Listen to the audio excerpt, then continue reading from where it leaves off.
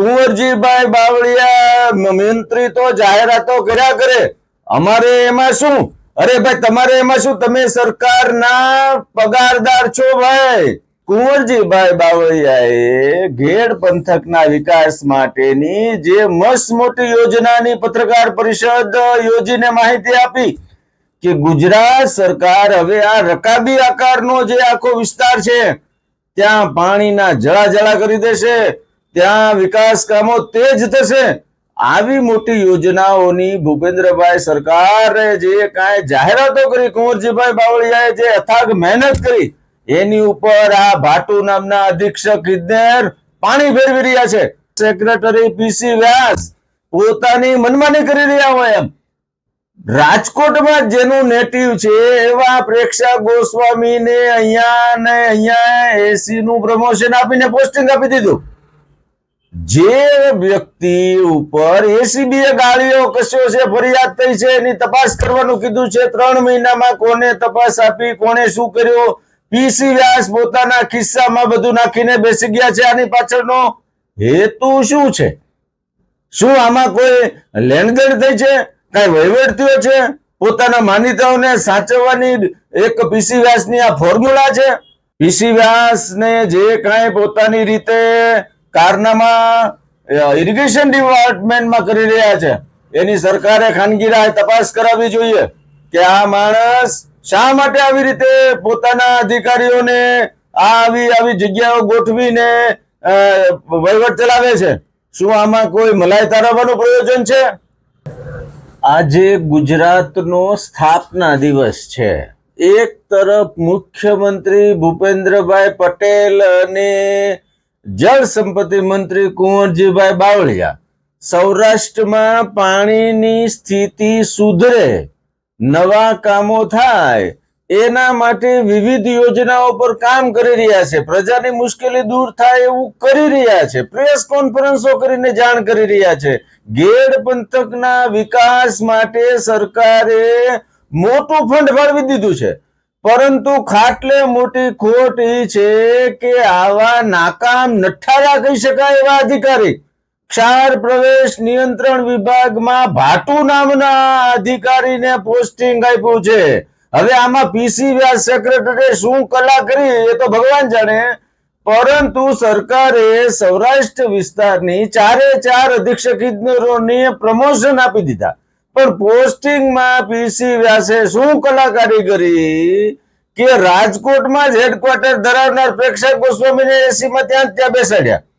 બીજી તરફ આ ક્ષાર પ્રવેશ નિયંત્રણ વિભાગમાં ભાટુ નામના અધિકારીને બેસાડી મંત્રી કુંવરજી બાવળિયા તો બોલ્યા કરે. ઘેડ પંથકના વિકાસ માટેની યોજના શું છે એની માહિતી આપવાનો સદંતર ના પાડી અને સરકારની જેને કહેવાય કે નાકામી થાય આવા પ્રયત્ન ભાટુએ કર્યા છે. શું છે આખો મામલો? આવો જાણીએ અહેવાલમાં.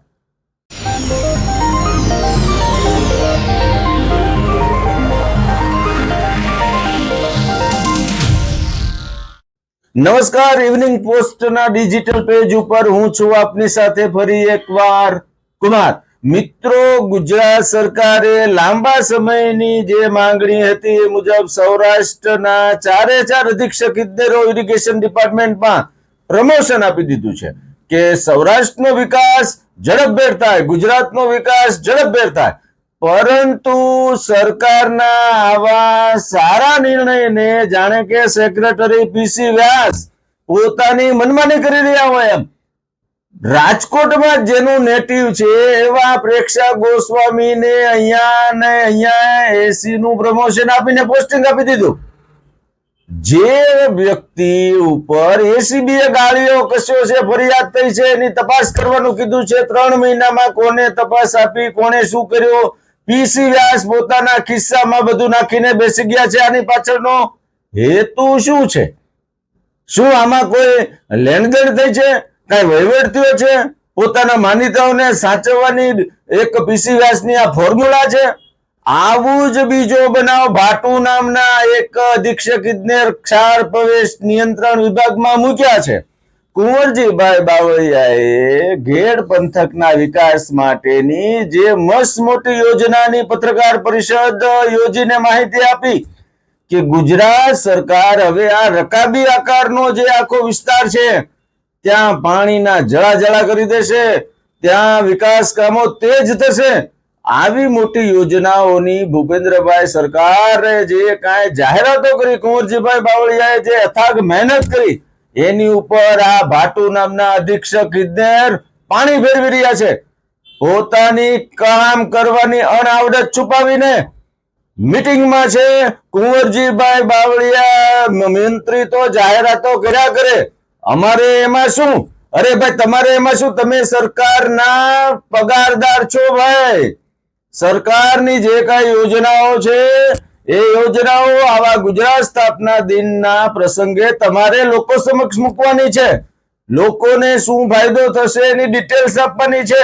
વિકાસ કામોની ગતિ તેજ કરાવવાની છે. એનો જ તમને પગાર ચૂકવવામાં આવે છે.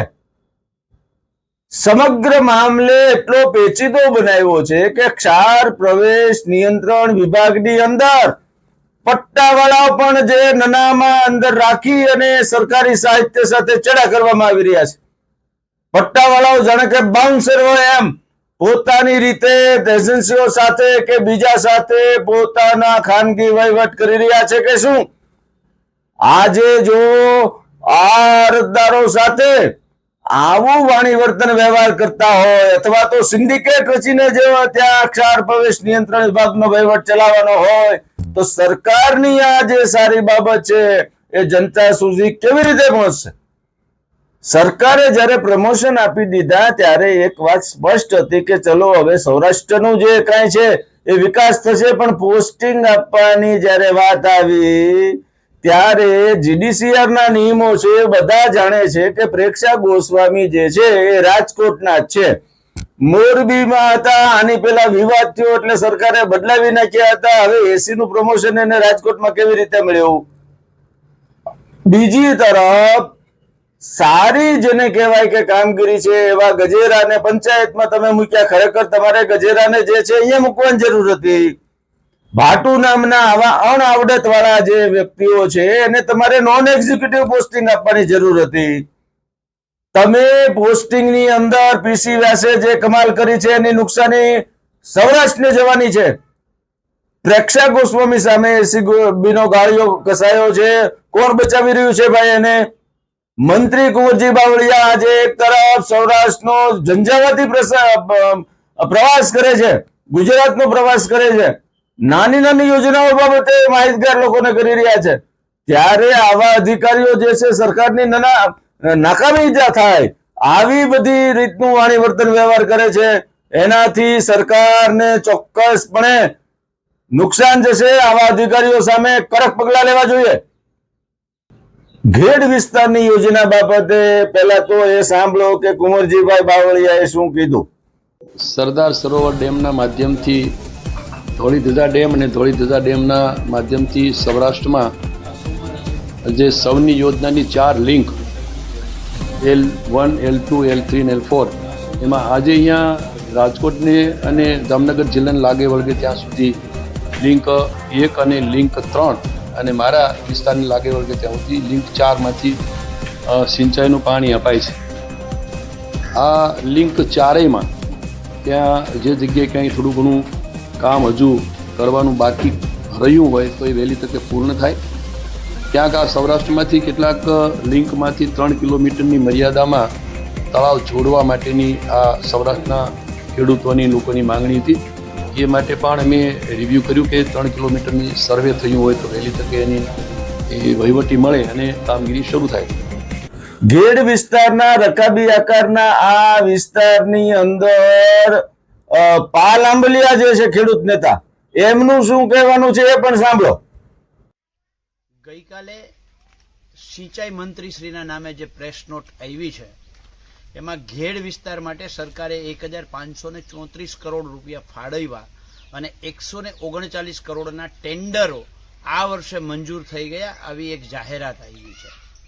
ત્યારે સરકારશ્રીને સીધો સવાલ એ છે કે જે સરકાર છેલ્લા 8-10 વર્ષથી એમ કહેતી હતી કે ઘેડ વિસ્તાર છે એ તો કુદરતી આકાર છે, રકાબી જેવો આકારનો છે. આ કુદરતી સમસ્યા છે, આનો કોઈ ઉકેલ નથી. ઘેડ વિસ્તારના લોકો સતત 2 મહિના ગયા ચોમાસામાં લડ્યા સરકાર સામે. રાષ્ટ્રીય કક્ષાએથી યોગેન્દ્ર યાદવ અને બજરંગ પુનિયા અને આખી ટીમ જ્યારે ઘેડ વિસ્તારમાં એક ખેડૂત મહાપંચાયત કરી અને ત્યાર પછી સરકાર સફાળી જાયગી અને 1534 કરોડ જાહેર કરવા પડ્યા. આ એ જ સરકારે જાહેર કરવા પડ્યા કે જે સરકાર એમ કહેતી હતી કે આ તો કુદરતી સમસ્યા છે. ત્યારે સવાલ એ છે કે આ તો 1534 કરોડ કેમ? અમારી માંગ હતી ત્યાં 10,000 કરોડથી ઓછા 1 રૂપિયો ન હોવો જોઈએ, પણ સરકારે અત્યારે પ્રથમ તબક્કામાં 1534 કરોડ ફાળવા એને અમે આવકારીએ છીએ. પણ સાથે સાથે સવાલ એ છે કે સરકાર આ 1534 કરોડ ક્યાં અને કેવી રીતે વાપરશે, કેટલા સમયમાં વાપરશે, એનું નિરાકરણ કેટલા સમયમાં આવશે, આનો આખો રોડમેપ શા માટે જાહેર નથી કરતી? 139 કરોડ રૂપિયાના જે ટેન્ડરો મંજૂર થયા છે, આ ટેન્ડરોની કોપી શા માટે અમને નથી આપતી? આ દરેક બાબતમાં અમારી પહેલેથી માંગ છે કે ઘેડ વિકાસ સમિતિ સાથે સરકારે સંકલન કરી, એની સાથે ચર્ચા કરી અને આગળ વધવું જોઈએ. તો એક પણ જગ્યાએ ઘેડ વિકાસ સમિતિને સાથે સામેલ કરવામાં શા માટે નથી આવતી? અમારો પહેલેથી એક પ્રશ્ન છે કે જેતપુરનો ડાઇંગ ઉદ્યોગ જે કેમિકલ કચરો ઘેડની નદીઓમાં એ ભાદર હોય, ઓજત હોય, ઉબેણ હોય એની અંદર ઠાલવે છે, આ કેમિકલ કચરાનો ક પણ સરકાર શા માટે એક બોલતી નથી?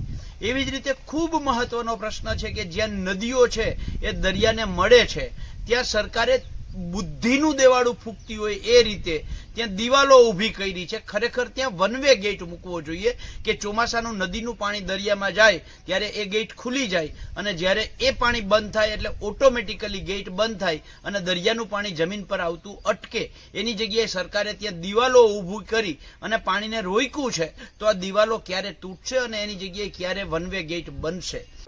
સૌરાષ્ટ્રના ઇરિગેશન વિભાગની અંદર જે કાંઈ પ્રમોશનથી એક તરફ વહીવટી ગતિશીલતા આવશે, કામોની ગતિ વધશે એવી અપેક્ષા હતી, પણ જે પીસી વ્યાસે જે પ્રકારે પોતાની મનમાની કરીને ખોટા પોસ્ટિંગ આપ્યા છે, ખોટી જગ્યાએ પોસ્ટિંગ આપ્યા છે, એનાથી ચોક્કસ આ વિભાગની કામગીરીઓ નબળી પડશે.